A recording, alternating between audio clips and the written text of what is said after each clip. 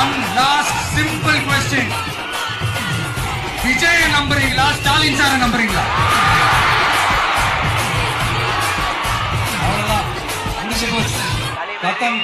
நம்ம டாடி அரசாங்கம் மாங்கன்னு ரூம் போட்டு யோசிச்சு கொடுத்த இன்ப அதிர்ச்சி எல்லாம் சல்லியா நொறுக்கியாச்சுன்னு தான் சொல்லணும். இன்னைக்கு சேலம்ல டிவிகே மாநாட்டில் விஜய் அவர்கள் பேசின பேச்சை வச்சு காலையில இருந்து இந்த இன்ப அதிர்ச்சி நியூஸ் வந்து நாட்டில் இருக்க எல்லா ஆண்மகன்களுக்கும் ஐயோ நம்ம பெண்ணா பிறக்காம போயிட்டோமே இந்த திராவிட மாடல் ஆட்சியில அப்படின்ற தருணமா தான் இருந்தது.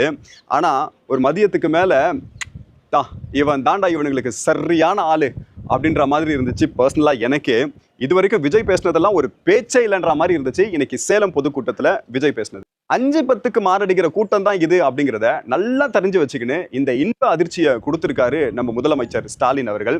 சும்மா சொல்லக்கூடாது, இந்த விஷயத்துல திமுகவும் அவர்கள் சகாக்களும் ரொம்ப கை தேர்ந்தவங்க.